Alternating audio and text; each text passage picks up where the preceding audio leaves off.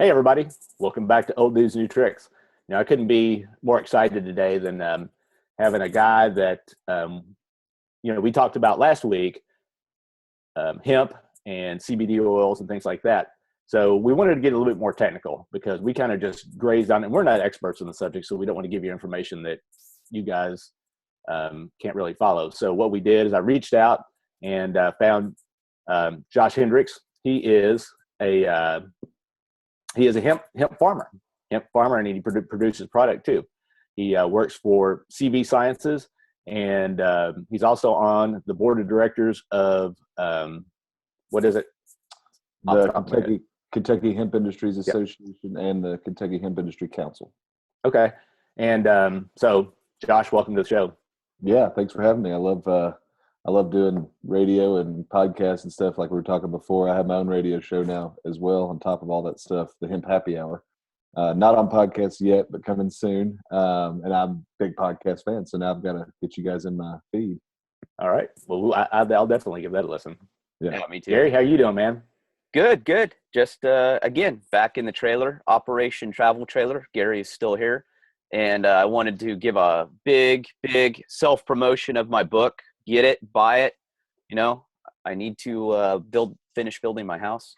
So yeah, doing good. I'm glad to have Josh on because I have a lot of questions. People ask me a lot of health questions, Josh, on everything, and they think I know every topic there is, and I just don't. I mean, I'm getting old, my brain's full.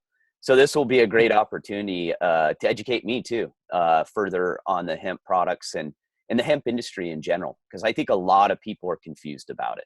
So if you could you just kind of start from the beginning of like the history of hemp and the industry and the uses, and we'll delve into what hemp or CBD oils are used for today in your products.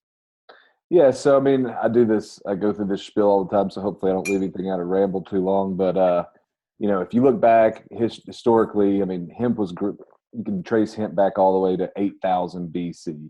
Kings and pharaohs and people growing hemp, and then over time you see different products, rope and paper and things start to develop. They start to use the fibers. They start to play with the flowers and make lotions and ointments and all these different things they were doing, all the way into when they came, when we started colonizing America in the early whatever that was. They brought hemp seed with them, right? And when they got here, the Indians had hemp seed too, and so they started cultivating hemp at Jamestown and places like that. And so fast forward all the way to really, for the American purposes of the conversation, 1776, Kentucky starts growing hemp. And over the next 140 years, Kentucky becomes the dominant hemp producer in the country, growing more than all the other states combined. And there's many different theories behind that. A lot of it, most of the time you'll hear, well, it's no different than the reason they have good bourbon and good horses. It's because of the limestone water and the limestone in the ground. The soil's more conducive for whatever reasons. I'm not a plant pathologist or anything, but that's the theory you always hear. But also I think it had a lot to do geographically with where we are in Kentucky, 500 miles from whatever it is, 80% of the population. Back then, 100% of the population. Yeah. We have the Ohio River. We had railroad systems in place coming straight out of central Kentucky, going straight to the Ohio River. That stuff was getting barged down to Louisiana, which was that was kind of where the big port was. So you go through all of that, and then in the early 1900s, everybody, there's a lot of myths out there. William Randolph Hearst and all these barons of other industries, they had a secret meeting and they got together and they said, we're going to create all this propaganda against hemp because we want to do nylon, or we want to do cotton, or whatever these other make paper out of trees. And we don't know, we weren't there, right? So but what we do know is that hemp was awful. It was dirty. It was hard to work with. It was the most labor intensive crop that anyone had ever seen at that time.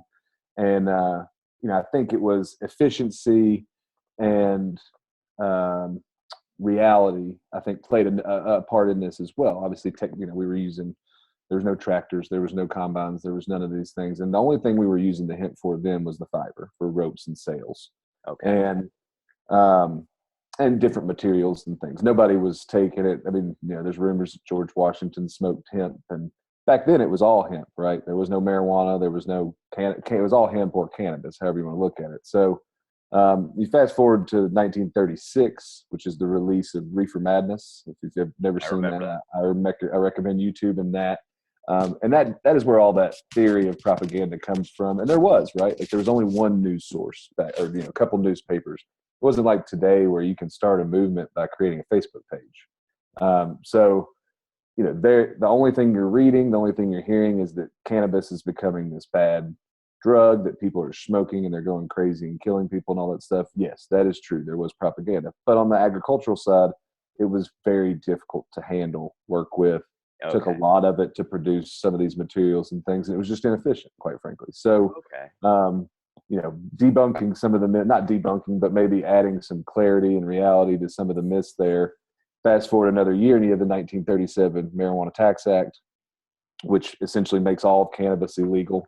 Here in Kentucky, they came in, burned fields, and took seed, and basically destroyed the industry here in Kentucky, which was quite a heartbreak to Kentucky. I mean, we're the bluegrass state now, but at the time we were the hemp state. That was our state. That's what we were known for. So, again, that's 1937. You fast forward to the war, 3, 4, 5 years later, and you can also look on YouTube and find the video for Hemp for Victory. So then they released a video saying, "Hey, we're in war. We need more rope, or we need more sales, and we need you to grow hemp again."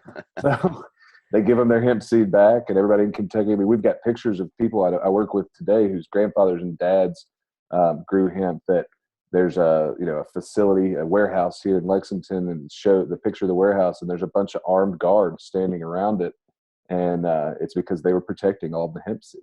It was that valuable of a commodity, especially during wartime. So they said, people started growing it again, trying to harvest it as much and as fast as they could during the war.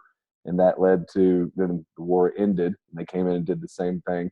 And when they did that, they actually destroyed all of the germplasm as well. It's basically saying we're never going to grow cannabis legally in America ever again, which was probably not the greatest thing for us because now we're having to import germplasm from Europe and Australia and all these other countries.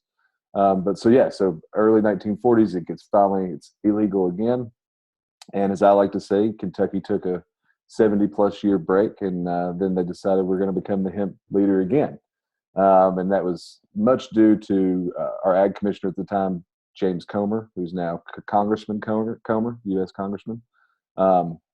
He was looking for, he's running for ag commissioner, and quite frankly, he was gearing up for a run for governor, which he lost in the primaries. But one of his big things was, something obviously he wants to get people's attention and politically or whatever. So he started down this hemp path, and he did his research, and he learned you can't get high. There's a legal definition of hemp thanks to the 2004 DEA ruling because of Dr. Bronner and some of those folks that were importing hemp for food and soaps and things.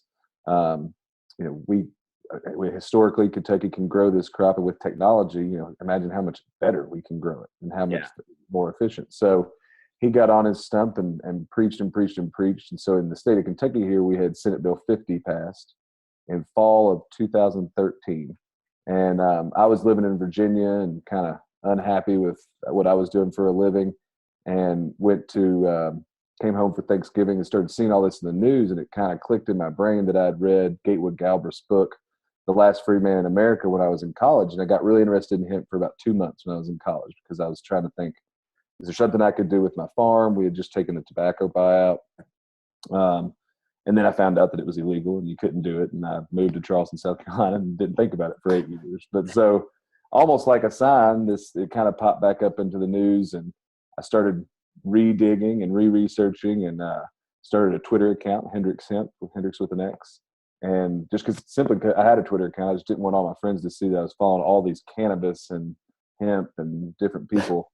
That's me too. To kind of separate it, right? And yeah, so started that and started reaching out to people all around, and that over the winter just kind of made a decision. Now, SB 50 legalized in Kentucky, but unlike Colorado with marijuana, this is farmers. You're not going to put farmers at risk. You're not going with the federal government. So SB 50 essentially said, well, until the federal government legalizes hemp, we can't really do anything. It was still a win, but And then sure enough, a couple months later, in February of 2014, Senator McConnell and Senator Paul and Congressman Massey and some people from other states kind of helped getting some language put into the Farm Bill that allowed research programs for industrial hemp. And so essentially, if your state had a state law that allowed hemp production, you could participate under federal law, as long as your Department of Agriculture or any university like your Half there UK or Western Murray State, some of those schools were some of the first ones to jump in.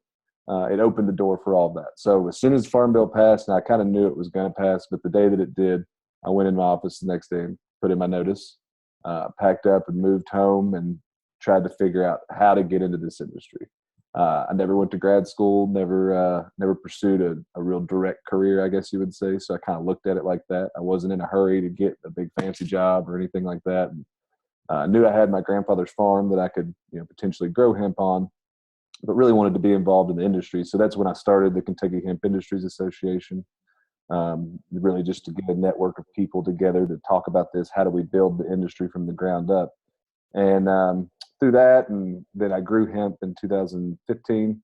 And then through that and the KYHA, I was able to connect with CV Sciences, and now I'm the Director of Business Development for them, really trying to figure out how do we start shifting towards a domestic supply source, being one of the leaders in the industry in terms of distribution and things.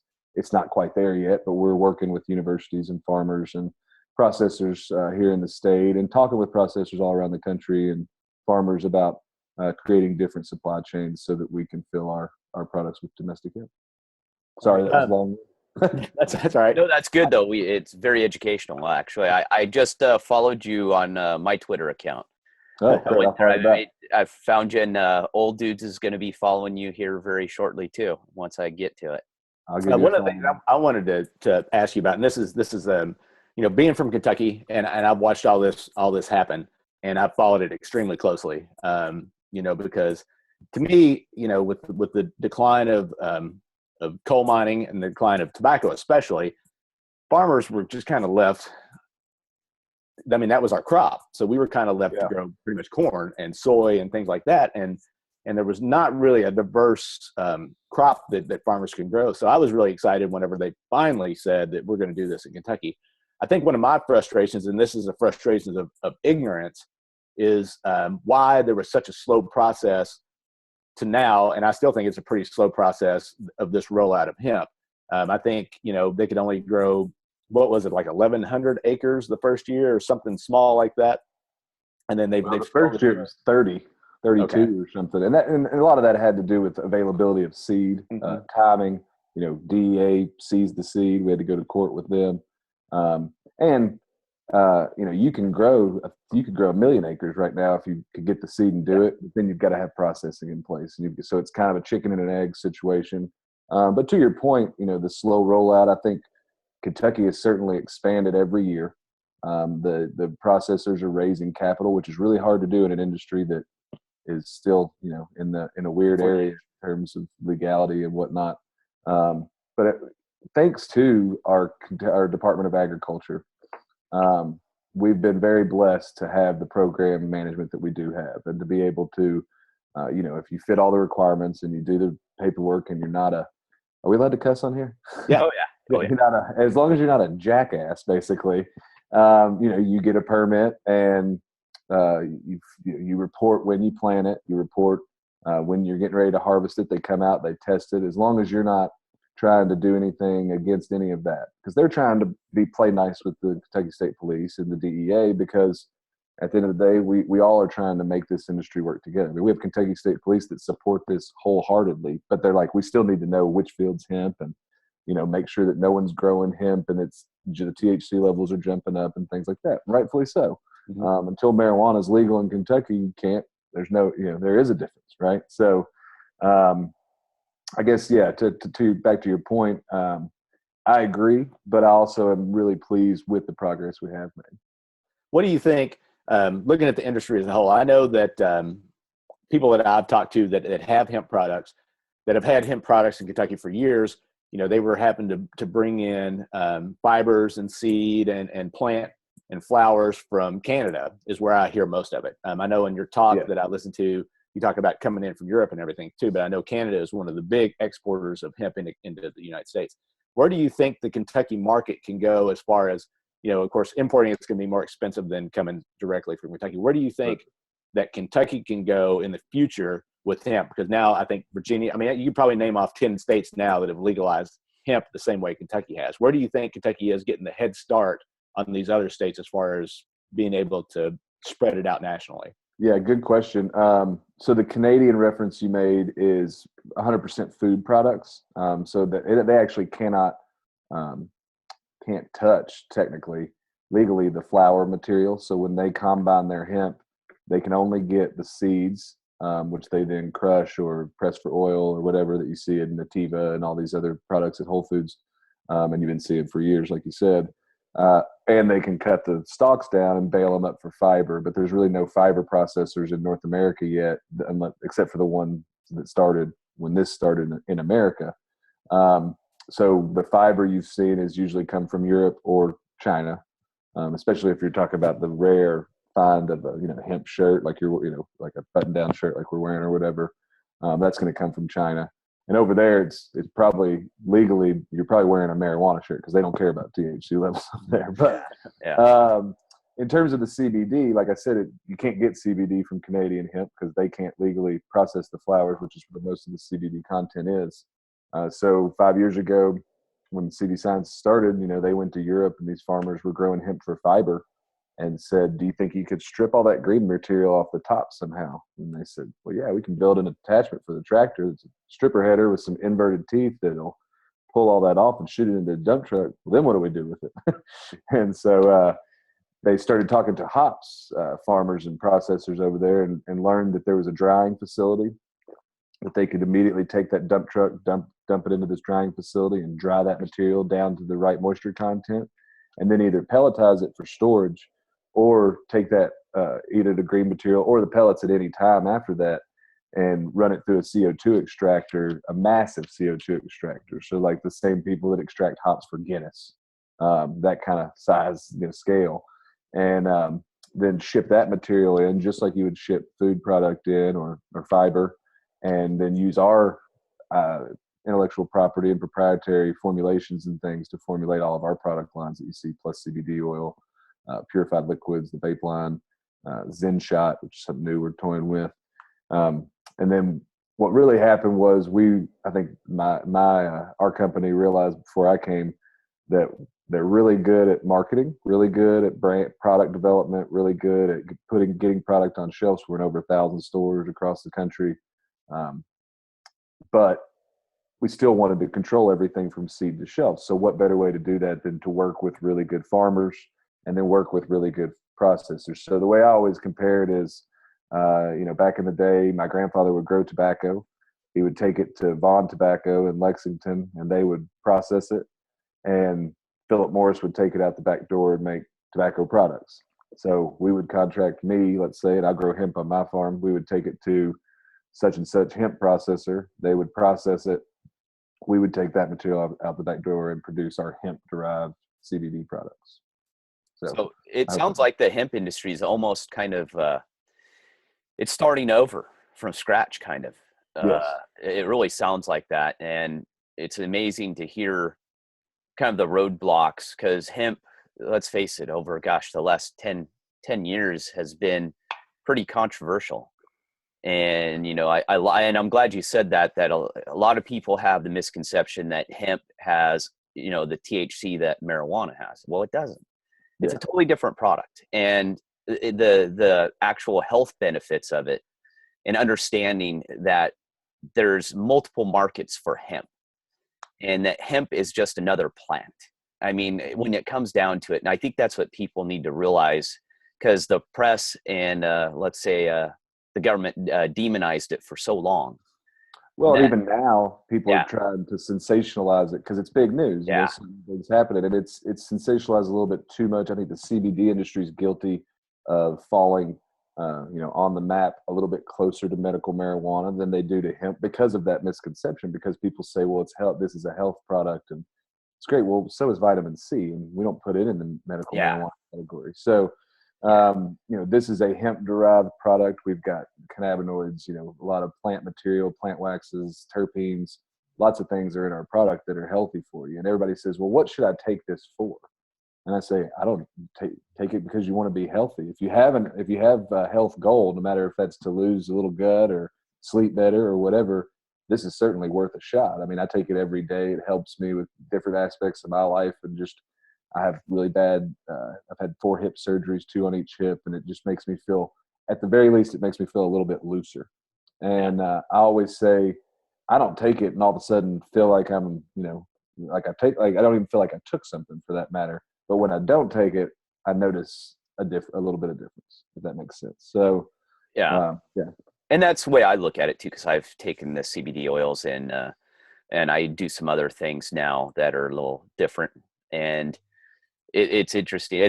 I compare it to right now, which is being marketed everywhere, of the sensational is this company that makes basically a little blender that I won't mention the name because it pisses me off and I'm not going to promote them. That all you have to do is drink their smoothie every day, made out of everything you get out of the grocery store. It's a typical smoothie, but their little blender makes it totally different. Make it healthier. And the people on their testimonials I drank it that day and I slept for the first time all night. I feel fantastic. And you're like, it just pisses you off. Yeah, they got some kind of special blades or something. Well, that's what they say. They pulverize they make up words. They grind up the fruits and vegetables differently than everyone else to make it better. And you're like, oh God. Well, and we deal with that we deal with that in the hemp industry. You were talking about the supplement side. We were talking about Expo West, and sometimes there's companies there that won't be there the next year. And there's a lot of saturation in the cannabis industry in general, but in the CBD side of the hemp industry, for sure. And you see people marketing it in different ways. And something I always like to say is, conscious communication is the best avenue for hemp and for CBD. And like you were saying earlier, this is just a plant, right? So getting people to normalizing it, I guess, is the way to put it, and making people think of it as no different than corn or soy. And we're a ways off from that, but that's the reality. I mean, there's a group out of Chicago trying to set up a commodities exchange for this crop. There's hundreds of farmers in Kentucky growing thousands of acres of hemp from seed or from starter trays like tobacco. There's different methods being tested and different things like that, but this is not a grow, if you will. There's no indoor, unless you're cloning and you believe that your variety needs to be cloned or whatever. There's no lighting. It's not a drain on the environmental footprint or anything like that. This is a commodity crop. And so everything I do in some sense or some degree is to try to normalize hemp, and especially CBD, in the eyes of the general public, and make them, just like I said, turmeric or vitamin C or whatever. Fish oil is a good example. These things are all natural supplements that you can't, they make some people feel good. They might make some people not feel good. They might do nothing to somebody. Your endocannabinoid system, everyone's is different. If you've ever read any books about that, there's a lot of good research out there on it. I think the one main thing to focus on is this is for people that want to be healthier. And no matter what that means to you, that's what we want people to think when they see plus CBD oil. Well, when it comes to the CBD oil, this is a good question, I think, because it'll help clarify for me. When it happens to the receptors in the human body, that the reason that CBD oil works the way it does is because we have receptors basically for it. Mm-hmm.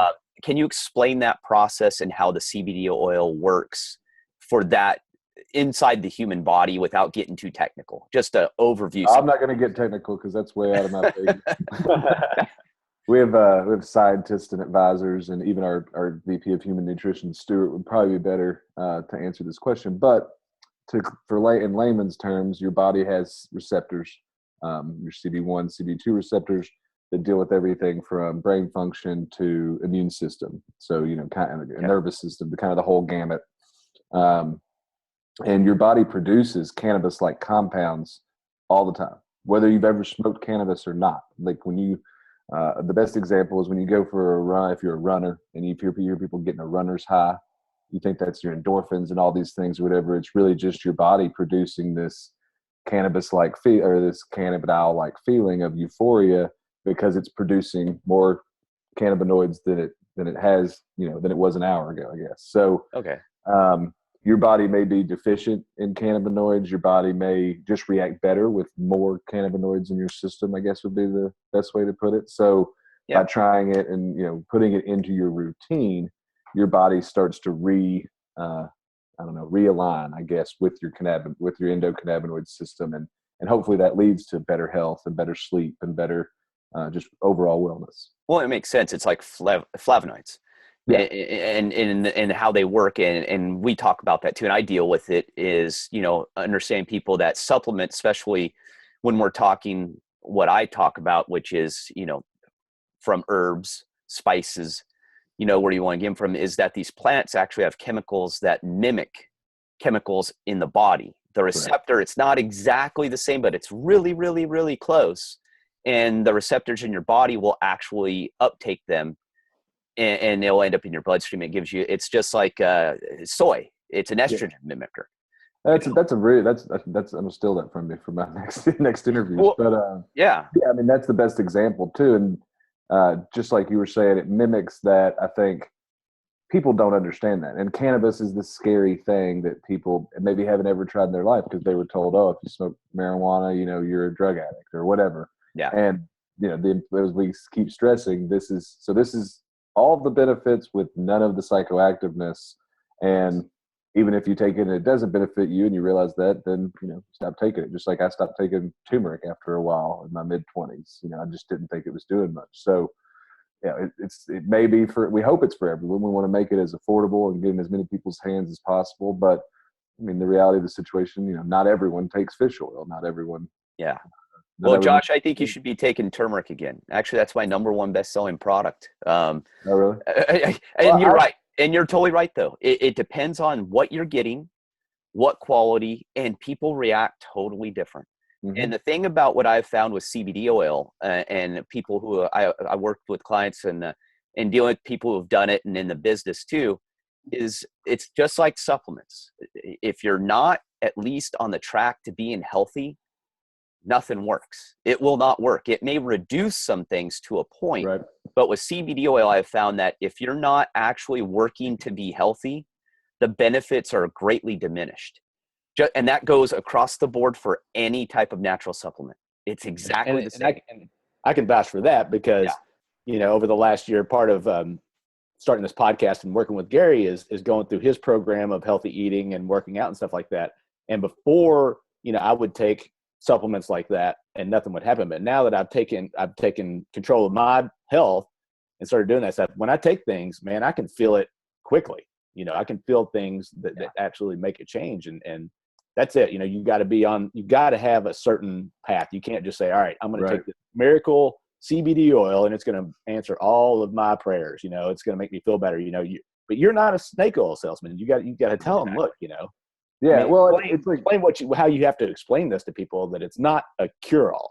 Well, so when the CBD market, 5 years ago, nobody really even talked about CBD or understood it for that matter. 10 years ago, people started to kind of figure it out, and they were mainly looking at cannabis, marijuana, if you will. So you think about the Stanley brothers probably changed all that with the Charlotte. Yeah, exactly. Yeah, and I love those guys. Good friends with all the Jay Stanleys out there. Yeah, they are heroes of mine. Yeah, and so you like you said when it first started too, people were saying, well, children with epilepsy, all these different things. I've got arthritis. I've got fibromyalgia. I've got headaches, like PTSD. You name it. People were saying try CBD oil. Well, now we're starting to see, or at least our company's starting to see, the healthiest people you've ever seen. MMA fighters, people that work out twice a day, using it before and after. Just your biggest health nuts, right? Your CrossFitters, I don't know. I'm not a big health nut. I think Nate Diaz smoking the vape pen after his bout with Conor McGregor was probably one of the biggest news stories I've ever seen about CBD. Yeah. Well, and the Stanley brothers have done a good job with some former NFL players. We've actually got if you've ever seen the movie Concussion, the doctor from the Pittsburgh Steelers that kind of gets a bad rap in that movie, but since then has done phenomenal studies on brain trauma, and he's on our science advisory board with CV Sciences, and we've got we've got an actual pharmaceutical drug department or whatever that's working on, similar to Nicorette, a chewing gum that would decrease chewing tobacco cessation. So we've got some former MLB players that are kind of that portion of it. But former athletes in general, I think, like I said, we've talked to Tim Couch about this. We've talked to some other people in sports basketball. I know Juwan Howard's been really interested in CBD. But yeah, people are starting to understand that, this is a preventative measure, but it also can be a post-workout, a post-career. These guys have all different kinds of ailments that they either take it for or rub some lotion on or whatever, but they're not, it doesn't, like I said, there's no scientific proof that it's actually doing one specific thing, because it does something to everybody in a different way, because everybody's endocannabinoid system's their own. So whenever, I would say one of your toughest roadblocks, and I think probably the generation or the age that would really help with this is senior citizens, but I can also see that has to be about the hardest group to convince to try it. Am I right about that? So it varies, because I'm here in Kentucky, like you are. You kind of have a group of people in the older generation that remember him. Yeah, that's true. Remember when they were a kid and their dad had to go help. I mean, hell, there's still a guy, Jake Graves, who is the father of the chairman of Italo Holdings, which is one of the big conglomerates here in Kentucky doing hemp. And, he was 16, I think, when his dad died. And he actually had to harvest the hemp that year and pay all the workers and everything and get it out of the field for the government during the war. And there's pictures of that. The picture I was referring to earlier kind of dealt with him, the guards around the warehouse and everything. So it's kind of like that. Like I was saying, the older generation, you have that group that still remembers, or they're just so diehard that farming needs to come back to Kentucky that they're like, if it's good for the farmer, we're good for it. Yeah. My parents' age group, however, is that middle gap of marijuana is bad, and if you smoked it, you were a hippie, and hemp is just sandals and bracelets, and certainly shouldn't be putting it in your body, kind of thing. And they're weirded out by hemp seeds, right, which are sold at Whole Foods.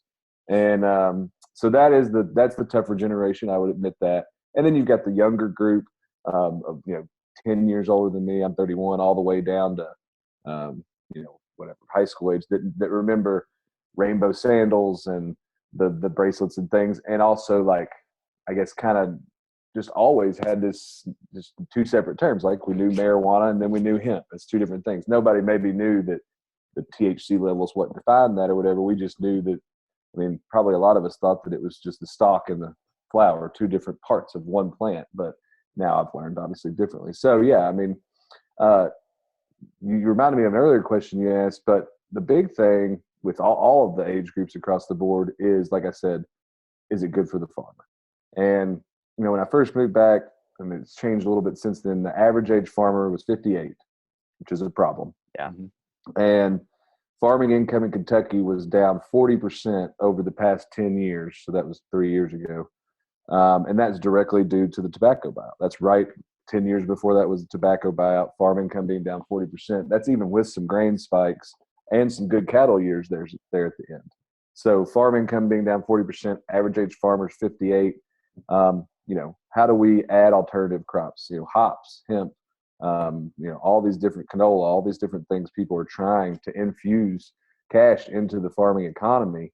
Otherwise, your family farms like mine eventually get sold off into subdivisions, and or they just sit there and get cut for hay, or you lose your ass on cattle or whatever. Yeah. So trying to find an alternative, I think, is very helpful in that argument of, hey, this is why we're doing it, and this is what it could be. The industry itself is still being engaged on a very rough basis, and especially on the CBD side of the market. And so we know what our sales are, and we know what a few other people's sales are who are in some of these natural channels, and or maybe they're a public company or whatever, and they have to release that information. But there's people out there selling it, all kinds of new products, waters and lotions and vapes and tinctures, everything, and that's great, right? The bigger the pie gets, the more of it there is. So we just hope that other companies are doing it the right way, proper testing, proper batch labeling, Being able to trace that one bottle that a consumer buys all the way back to the field, it should be the goal of every company in the CBD industry. So, yeah, How does this help? I'm sorry. I've heard of the water. That was pretty interesting to me. And that's just putting CBD oil, kind of a mixture, using some kind of emulsifier. I can't explain that intelligently, but there's a company that's just making a bottle of water that looks like water, and it tastes like if you ever go to the hotel and they've got that cucumber water, it's kind of tastes like plant infused. Gotcha. Okay. So it's probably is an infusion process instead of actual oil and emulsifier trying to blend it. Okay. Right. Okay. I was curious. So that one kind of hit me. I went, oh, that's interesting. I haven't seen it. Well, and you think about that, but those guys working out, take that to work out with them. They use it then, and then afterwards, maybe they take a little bilingual or sublingual, oil, and that's their recovery instead of, it's all kinds of different facets of it for sure. Yeah. I think one of the other things, talking about marketing it to different people, where I work, people know that I have some knowledge on this subject. And a girl the other day came up to me. She goes, my husband got me a bottle of hemp shampoo, but I'm afraid to use it because we do hair drug testing here, and I'm afraid that I'm going to get drug tested. And I tried to explain to her that, they're looking for a THC content. But then I got to thinking, I was like, man, I don't even know what our company tests for, if they test for CBD oil. What have you found that companies are looking for as far as that goes? There's so many different ways that companies drug test. It's hard to say. There's actually a really good article on leafly.com, Leafly, about drug testing and how sometimes they are just looking for THC content. So if you're taking, even if you ate a bunch of hemp seed, just like if you ate a bunch of poppy seed, you might show a small amount, trace amount or whatever. Same thing if you're using CBD products that aren't zeroed out. But if they're just testing for straight THC, then the article says theoretically you should be okay. And if sometimes they're just testing for cannabis-like compounds, so you may get popped for CBD being too high or whatever. And there's always the argument, you go to them and you say, hey, this is not, this is what I was using, which gets debatable too. So hopefully with the technology we're using and hopefully other companies are developing, eventually it really is just, there's nothing. It's, it's like kombucha, right? There's alcohol in kombucha, but a 6-year-old girl could buy it at the store. So there's just no health warnings or health concerns. And then you get, there's a certain standardized level where that becomes a problem. Well, there's I'll find out from experience. I'm a big hemp protein drinker, so I guess I'll find out one day whenever they pop up. Well, and there's so many things, especially in the supplement industry. We were talking about this last one about athletes testing positive for certain supplements, and who knows? But I do, like kombucha. There's two different ways they sell it too. They zero it out. That's on the shelf. I have found real kombucha. Actually, you have to be 21 to buy, because I bought in a certain brand. I think it was Kombucha Dog, that I actually had to show ID. And it was not with the other kombucha. It was weird. It wasn't in the alcohol section, right? But it had its own refrigerator where it was by itself. And when I went up, it even says you must be 21 to buy, and they ID'd me. So I pick up a good point that to zero it out. What is the standard of THC as far as parts per billion or million that can be contained within a hemp product? Is there a standard? Oh yeah, I guess we didn't even say that. So it's actually the standard right now is really for the plant, because the illegality or whatever was producing it. So the standard was set at 0.3%. So 0.3%, and to put that in perspective, you can go to Colorado right now and buy 30% THC marijuana. Yeah. So you're talking about nothing. Like everybody says, you could smoke a telephone pole and not get high and stuff. That's true, because there's barely anything in there. And then I think what you'll see happen federally, and probably FDA guidelines and different things that will come about over the years, is the product has to remain under that threshold. There is some, when you extract, it does compound that THC level, and some people have to then dilute it back out or separate it back out. That gets costly. So we actually use varieties that don't ever go over, and if they do, we don't use them. Gotcha. Okay. Yeah, I think you'll see the standards set at 0.3, and the product standards may go to 0.5 or 0.6, but you're never going to get into the whole percents, I don't think. Okay. I was curious. I could have looked that regulation up, but Yeah, well, I usually say that in my opening, but I guess I forgot. yeah. Well, it's a tricky little world. See, I don't get drug tested anymore, so I don't care. Right. But in the government, when I was working in the government, I did, and I was super careful with anything because I didn't know what could trigger anything off. And in the government, you get popped for a positive, trying to prove your innocence. It's kind of like good luck. See ya.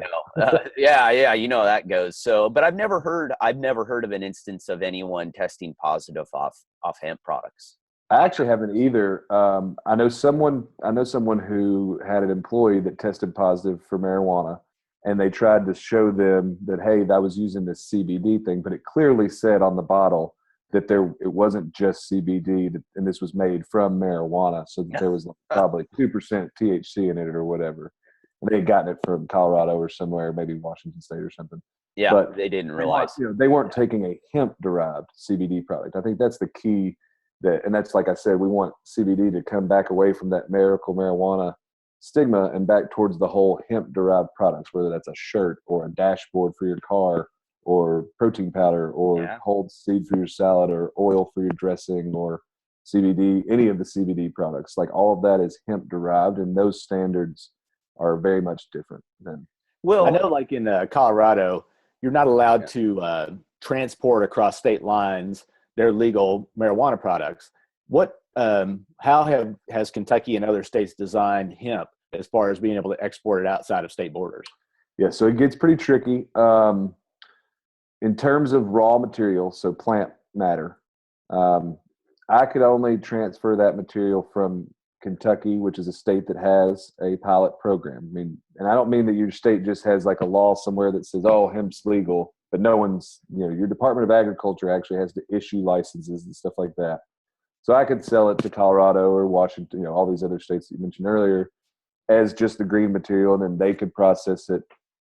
It's our belief that once that material is processed, so whether it's a raw extract form, whether it's a seed, a toasted seed that can't be planted and grow a plant, or a fiber material, then it's out of the system, right? It's already been determined that it was hemp. It tested under, you processed it. Now it's a product, and then it's available for sale in any state, in our opinion. But yeah, the raw material is where it gets tricky. So is that an advantage for a state like Kentucky now? Not only are we going to grow the product, but we have an excellent opportunity to bring these production facilities into Kentucky and add jobs that way as well. Absolutely. I think we've also got some infrastructure in place. There's certainly plenty of tobacco warehouses and, plenty of industrial parks, but also plenty of barns and plenty of farmers. And we've got the Tobacco Settlement Fund that could help infuse some of these businesses so that infrastructure is being put in place. And then on top of that, you asked earlier, and I don't think we got to it, but we've also got, former commissioner, Congressman Comer, now in Congress, and he's actually working on the Hemp Farming Act of 2017, which would federally open those gates. Now it would still be state by state, just like everything is. So Kentucky would be a huge advantage because we're already running, off and running with this. And then when it becomes federally, it just opens those doors, and we start to see the market really grow. And people, like I said, start to just think of it as another agricultural crop. So is there a lot of competition right now for hemp? Because, you look at California, who has had medicinal marijuana since '96, Colorado, who is fully legalized, in these other states.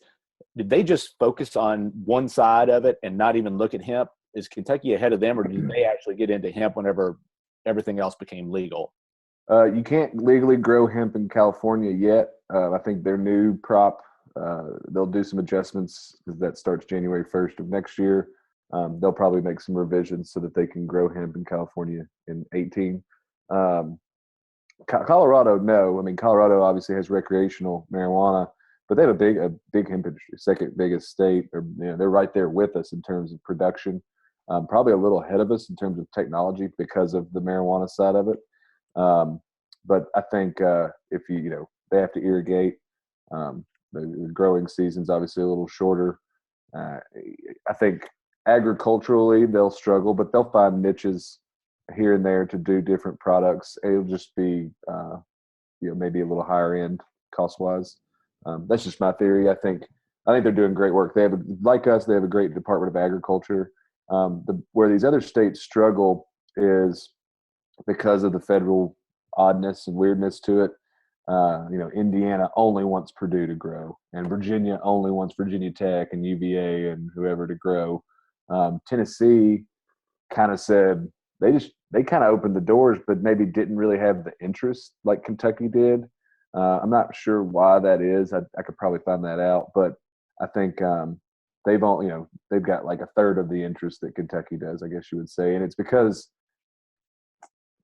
it's a little bit more confusing, the language down there, and what's legal is CBD. Can you produce the flowers? It's kind of like Canada. It's you wonder if you're allowed to touch the flowers, but they're also more of a grain state anyways, just like Western Kentucky is. I mean, if you look at Kentucky, the western part of the state could produce a ton of grain and fiber. The central part of the state could produce a ton of fiber and CBD, just like tobacco. And then the eastern part of the state, we actually did a project with Patagonia and Yale where we grew some hemp on a strip mine with some gentlemen down there, and it didn't work, but it was a good thought, right? Soil remediation and being able to produce a fiber that was going in car doors and things like that. And Patagonia was looking at it as their, kind of their mission and stuff like that. But even in the bottomlands, there's money to be made for these small farmers in Eastern Kentucky if the CBD price, if you can do it efficiently, and the price of hemp in terms of the CBD model stays relatively on the up and up, which it's only decreasing because simple economics. But yeah. So you're talking about price. How does the money flow? Has the banking industry been allowed to support hemp, or is it another thing where it's a cash business and you're having to deal with money instead of? It's not a cash business because, I say that it's not for us at least.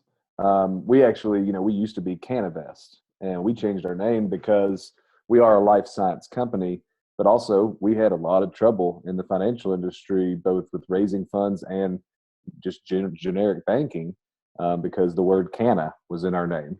And there's also like 1,000 companies with the word canna in their name too, so we kind of wanted to be original. But in Kentucky, we actually met with I want to say he's the director of financial services for the state, or commissioner of financial services, something like that. He's in charge of all the banks. And we explained to him that there were going to be people that had permits to grow, that there were going to be people that had permits to process. And I said, now the people with permits to grow, they can't get insurance, and they can't, you don't want to, no banker's going to want to give somebody a loan to grow hemp when it's still not technically legal, but they still should be able to open a bank account. And the processor's no different. They're a business. They have, and so he wrote a letter to all the community bank, or all the banks here in Kentucky, that said, if someone comes to you and they have these documents from the state of Kentucky, then they are a legitimate, but they're not an at-risk company. You should treat them as such. And so the same thing, like my business here where I grow the hemp, Hendrix Hemp. I went to my dad's the CFO at a bank here in Central Kentucky, traditional bank. And I went just casually into the bank one day to open my account. And the lady was like, "Can you excuse me for a second?" And I see her walking around the lobby with this confused look on her face, like, "Am I allowed to do this?" And she obviously knew who I was. My dad's upstairs in his office. Next thing I know, the president, one of the loan officers, her, are all back in the office I'm in, asking me, all right, so I know we know they see me in the paper. They all knew that I was in the hemp business. They're like, "We're just not sure if we can open an account that says Hendrix Hemp on it." And I was like, and I also was trying to open the Kentucky Hemp Industries account. Mm-hmm. And so I pulled out the sheet of paper, and the president was like, and he knows Charles Weiss. He was like, "Oh, I think I remember seeing this." And so he starts reading it, and he's like, "All right, I guess we can open the bank account for you." So oh, wow. Luckily, we got a little protection on that here in Kentucky. But yeah, I mean, it's definitely a problem. And obviously, because of, is hemp legal? Is CBD a controlled substance? All this nonsense you see on Facebook and different DEA statements and articles really concerns, investors and loan officers and things like that when you're trying to raise capital. So I think that's a big hindrance. But no, it's not. I wouldn't compare it to the cash only business that marijuana's situation they're in right now. But it is sometimes a struggle. All right, that's good. Now and I don't want to get political here, but some of the things that has the industry scared right now is some of the things coming out of Washington, what they're saying about closing down markets and the potential of that stuff. Is that anything that you worry about, or just keep an eye on to see where that's kind of going? Keep a very close eye on it. I think a lot of it's confusion. The change in administrations caused some confusion, and there was some things done as people were exiting that were more administrative than anything that then caused confusion. They were just maybe trying to get some stuff off their desk before they left, if you will. But I think we have a good group of hemp supporters in Washington now that are and some guys that are willing to fight for this.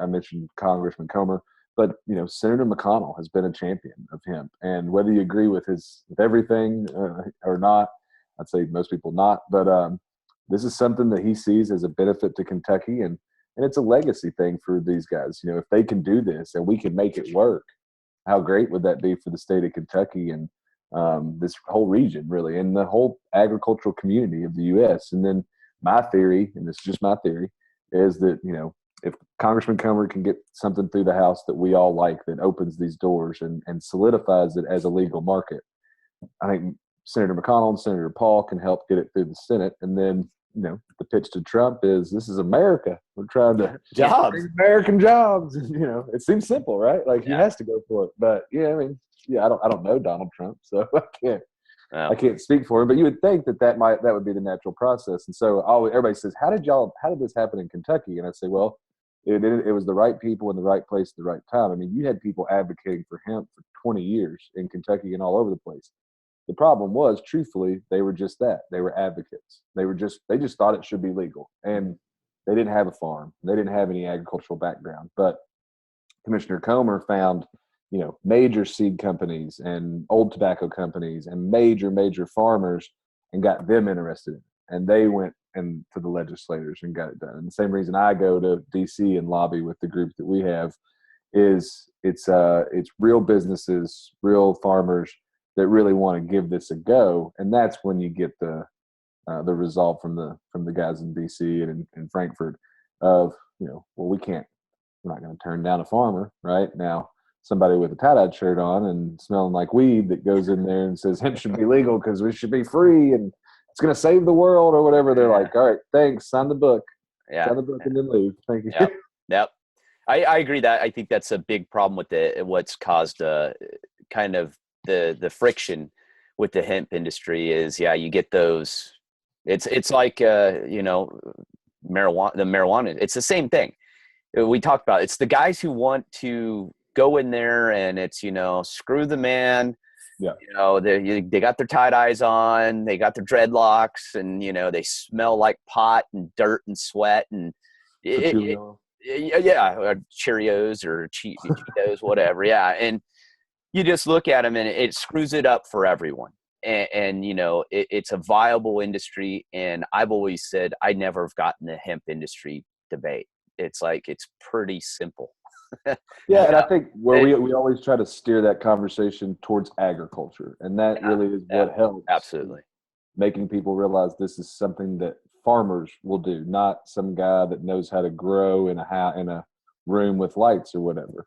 And I think that's where you see the economical value and the scalability of making this a commodity that, the goal is that we're exporting this, not only producing domestic supply instead of importing all this material, but, 20 years from now, we're the largest producer and we're exporting this, dream big. So, yeah. Well, yeah. And that's part of it's frustrating. I haven't even worked in the government a long time. The battles that are picked are sometimes just insane. Yeah. When you worked for the FDA as a special agent, what kind of things did you see as far as hemp and CBD oils? Then was that something you guys worked with as far as supplements and had problems with, or was that something you kind of looked at and were like, man, They were always looking for the THC content because, again, the guy in the tie-dyed shirt and scrubby beard and all that, he was the guy doping it with THC and saying it's a hemp product. And so we'd end up testing that, and it would show up high with THC, and that's when we got concerned. Hemp oils wasn't really on the radar when I was in. I just don't remember us doing too many cases in that area. And you know how it is. It's political. Once it gets hot, all of a sudden you're investigating it. You know, it was. Well, I just don't remember it. We were more concerned about at that point. I think things that were on the radar were organic food companies. The normal traditional food industries did not like the growth of the organic industry. So those guys were on the radar. Of course, the Barry Bonds debacle with all that. What a waste of taxpayer money that was.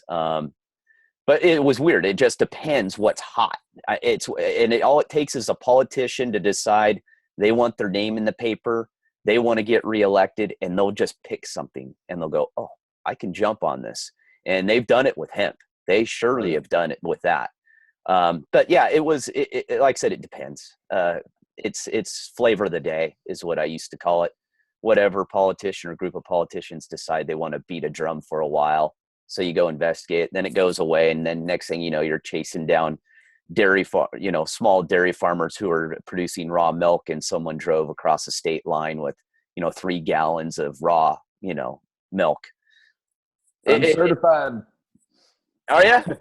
Uncertified milk. Yeah. Well, yeah. And that's what it was. And it just comes to a point where the stupidity of it all. And I think the hemp industry has the possibility of breaking a lot of barriers for a lot of products. That's what I think. I think the hemp industry is well organized. I think the science is there. It's been around for thousands and thousands of years. It can be a textile, it can be a supplement. It can be an industrial product. It can be a building material. I mean, it's just, after a while, you're just like, come on, people. Who's going to smoke a car door made out or insert made out of hemp to get high? I mean, it's just ridiculous. Yeah. Very good point. That's what I mean. I don't get it. It's like, and I remember when hemp rope became a big deal, because it's a stronger fiber. That's why they used to use it. That's why a lot of boating companies back in the day used hemp ropes. They had much more strength. And then the big debate was, well, now people are going to go out and buy the rope and smoke it. You go, really? Is this where we're at? Come on, guys. And honestly, that was a debate. I remember that debate, that they didn't want hemp rope because they were afraid kids were going to go buy it and get high on it. I was like, Jesus Christ. You just want to smash your head into a wall and go, where are we going with this? Well, the big debate a couple of years ago when this all happened, and even in Kentucky, was, well, who's to stop someone from planting a bunch of hemp and then putting some marijuana in the field? And I was like, well, you'd be a real dumb marijuana grower to do that, because as soon as it pollinates, your marijuana just went to shit. Yep. So you lost all your, anybody that grows marijuana is surely smart enough not to do that at this point, just from their little knowledge of growing cannabis. And then you had the state police saying, we seize millions of plants a year in Eastern Kentucky. And somebody said, well, why don't you just take a bunch of hemp seed and aerial seed Eastern Kentucky, all the creek beds and things, and just let it naturally debunk all the outdoor marijuana grown in Kentucky? And they're like, well, maybe that's a good idea. We've seen people completely turn. I mean, Senator McConnell's former general counsel is a former FBI agent, was vehemently against hemp. And when it all started tracking, like you said, sometimes politicians just want to get their name in the news. I think Senator McConnell's probably reading some polls one day. And he's like, this hemp thing's polling pretty well. We should look into it. Oh, I guarantee that. I guarantee that's what happened. Oh, yeah. So this guy was like, I guess I'll look into it. And he started doing his research, and he was like, well, this is stupid. Why wouldn't we allow a farmer to do this as a former FBI agent? So then he started telling his law enforcement friends that were all against this, hey, I think you need to read this before you just take, Lieutenant so-and-so's word that this is going to be a problem for officers, because I don't think it's going to be. So he became a big champion of ours as a lobbyist when he came back to Kentucky as an attorney. And, the former FBI agent says that hemp is good. It's weird to see all the people that have changed. I mean, Mitch McConnell was anti-hemp for 10 years until he finally like you said, it started polling well, so he read it. He started realizing probably there's a certain demographic that he wasn't doing good in, but that guy could get him trust me, I've been around these knuckleheads for a long time. It was someone in his staff that went, hey, Mitch, you're doing bad in this category, demographic, age group, but you're in Kentucky. The hemp movement's really big. By the way, these people that you will not get reelected without just so happen to be big hemp people. Yeah. Boom, idea. Okay, I'm a hemp believer now. Well, and how great is it that it's so bipartisan? Well, and that's the thing. I'm glad, though, that at least him being a corrupt politician worked out in a way, because it made him move to a side of the right. Maybe his means and the way he's doing it aren't pure, but at least it's the right decision. Yeah. And I'm sure there's someone in his staff too who is probably someone related, had ties to the industry too, maybe, that said, hey, Mr. McCall, you're kind of going about this the wrong way. Let me educate you. That could happen too, and that does happen. But usually it's to get reelected. I'll be honest. Well, it was there was definitely. I have some friends that are currently and previously on his staff, and I think they were younger voices and voices of reason. And I think it was that bipartisanness. I mean, you've got Democrats, far left, all the way to far right, and it's for different reasons, right? The far left is this is a plant; it should be legal. The far right is, oh, this is good for farmers and can create jobs. So, and everything in the middle. So it did a lot of good for him politically, like you said. But I think once he realized the benefit it could have for his state, and like we said, jobs and things, I think he just kind of was like, well, let me know what I need to do, and we just kept telling him things to do.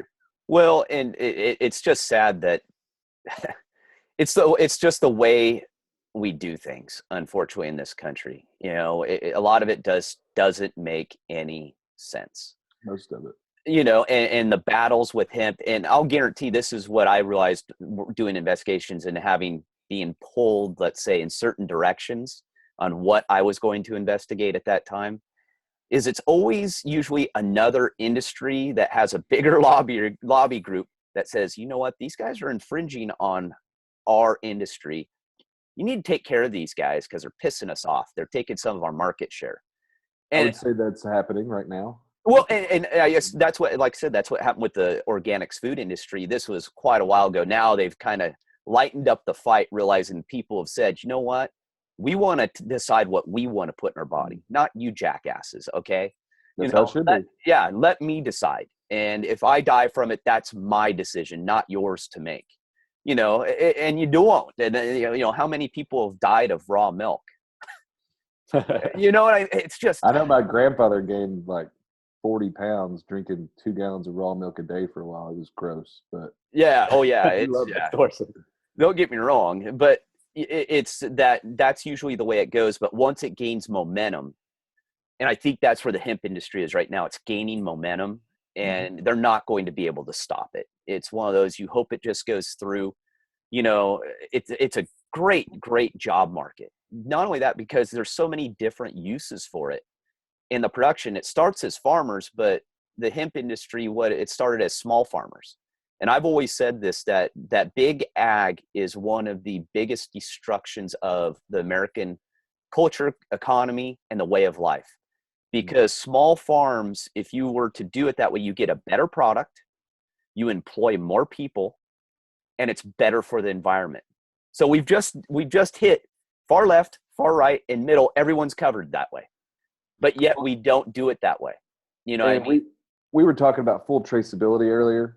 And honestly, because I've been so vocal and outspoken in the hemp industry here in Kentucky, a lot of times people, I guess, misconceive that I'm big ag. My farm's 100 acres. Yeah. So I'm certainly not big ag. And like the product that I grow is, I can trace it back to a quadrant in a field. Yes. A portion of the field, not just, oh, it was this big 100-acre field. Somewhere in there is where this material came from. It's easier for me to do that. And I think that's what Kentucky was built on, small family farms. And, I'm lucky that my grandfather is excited that I'm interested in the farm and wants to give me access and all that stuff. But then I've got friends that do have 200, 500, 1,000-acre, 10,000-acre farms that they have no interest in whatsoever. And all of a sudden this hemp thing comes up and they're like, wait a minute, I could get into that. And so like they're either maybe they're only doing that portion of the farm, or they're starting to do work part-time and work part-time at the farm, or maybe they've transitioned completely to the farm, or people that were trying to make it as a young farmer that just didn't see a lot of opportunity and were thinking about quitting. I've seen a big change in people like that. So like that average age farmer being 58, farming income being down, those are the two things that we want to change the most. And I think that's where we start with that. Well, and that's one of the main things with the economy of the country right now is there's two things that we're lacking, and that's manufacturing and farming. As far as, yeah, we have big ag, but that's a totally different deal. That's a different animal. If you bring back manufacturing and you bring back small farming, you'll see this economy boom, and you'll see it turn around very, very, very quickly. I'm a believer in that. A huge believer. And, that's why I'm so interested in the hemp industry, because I think you guys are at the forefront. I'm a libertarian of what we believe in, and that's freedom and small farming. And you guys kind of encompass all those beliefs. And it's not just about hemp. It's about the country in general, of changing attitudes, getting it going in the right direction.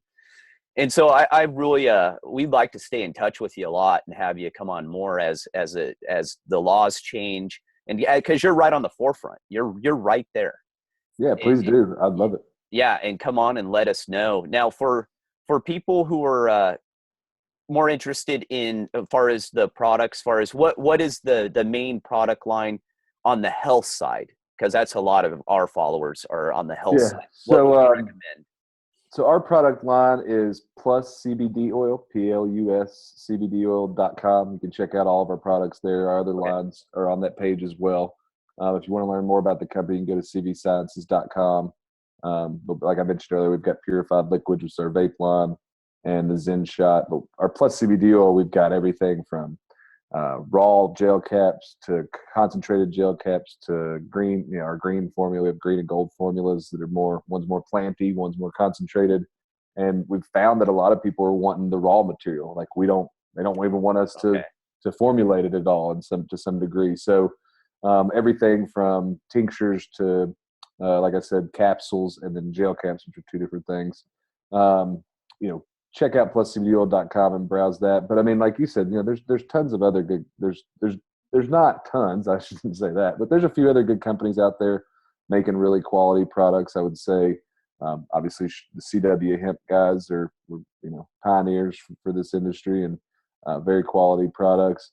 Blanking on somebody else to throw out there for you, but Well, the main thing I would say is make sure whoever you're getting, something you're putting in your body as a supplement, especially coming from hemp and cannabis in general, make sure you're getting something that has third-party testing results, that has those batch numbers that you can see, okay, there's not heavy metals, there's not anything bad, there's not a bunch of bad along with a little bit of good, it's all good.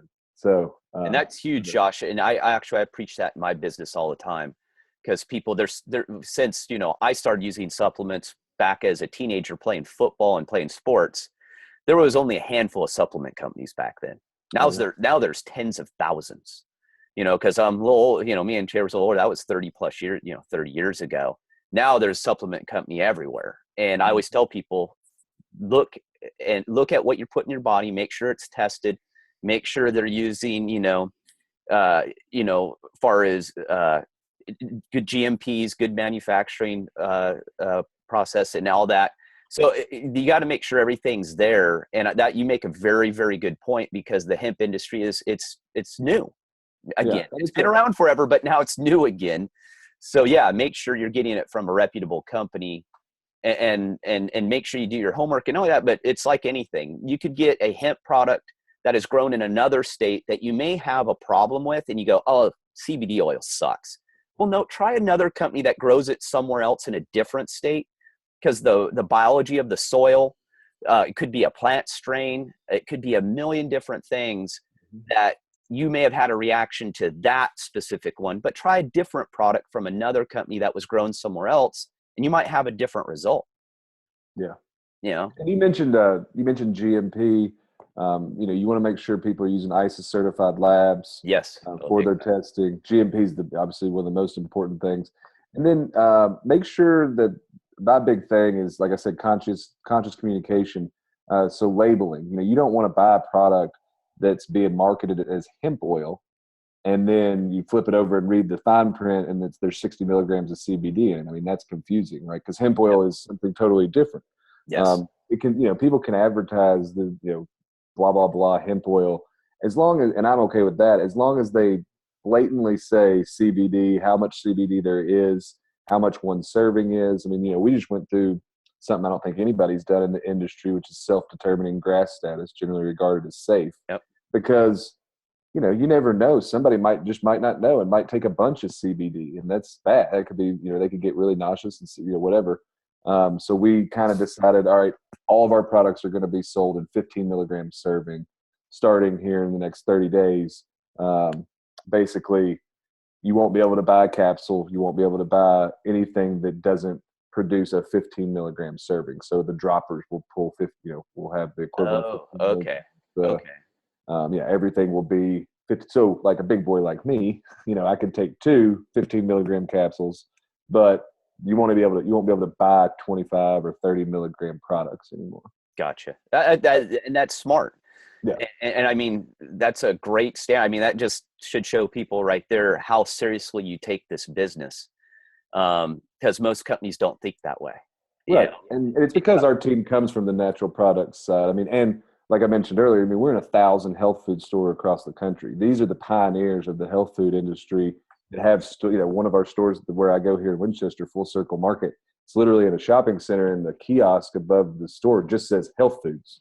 They don't have the store name, and she's been around for 20 years selling honey and, all the different supplements and Dr. Bronner's soaps and things. And so when she started carrying our product, she's like, I've been waiting on this for 2 years, somebody to do it the right way with the right labeling so that I felt comfortable putting this in my store. She was so excited, and we love working with her. And we've got, hundreds of those people around the country that have one or multiple stores that we're in.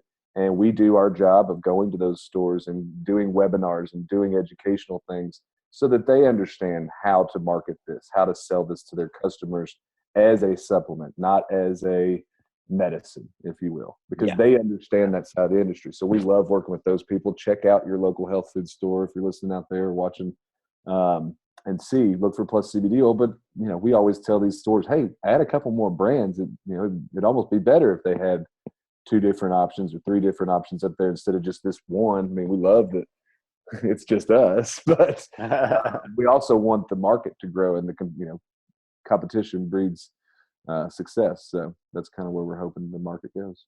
Totally. Right. Well, Josh, we are extremely glad to have you on today. This was, I think, very educational, and I think this is something that educated me. I'm sure it educated Gary and definitely people listening out there. Before we jump off here, Josh, where can people follow you? Me personally, at Hendrix Hemp on Twitter and Instagram, and then just my name, Josh Hendricks, on Facebook. I'll be the one. I don't think there's very many of us out there, but I'm the one standing in the hemp field. I saw that. Yeah, it's on the Twitter account. So it's easy. There's another there's another what was it? Hendrix Hemp. There was someone really close, and they're standing in a field, I think. Really? Yeah, in Twitter. I went, I almost clicked on that one. It was. Oh, no. It might be my personal JSH. Oh, that's Hendrix. what it might have been. Yeah. Yeah, I just had the same picture on all that LinkedIn and all that stuff. But yeah, I'm on all the social medias. It probably takes up way too much of my time, but still all of our time for it. But any of that, and then like I said, I'll put in a plug for the Kentucky Hemp Industries Association, which is the state chapter of the HIA. Actually, Dwayne, we're actually having our conference on March 21st. If you're not working or something that day. What day is that? Tuesday. But it's an all-day thing. We're going to have a hemp lunch. We're actually going to have a happy hour that night at Rock House Brewery with their new hemp ale that they're making from Kentucky hemp seeds. And just real educational day. Lots of university speakers, the KDA, some lobbyists, and some legislators. Talking about kind of everything we talked about today, hopefully. So, sounds like it could be a day off for me. That sounds fun. All right, Gary, you got anything here at the end? And no, that is it. I think it was very educational. I think people enjoy this because I know I had a lot of questions. So, and I'm sure you got a lot more. We can get Josh back on. And there will when we have him and knock it out. All right, guys. Thanks for listening to Old Dudes New Tricks, and we will see you guys next week. Thanks, guys.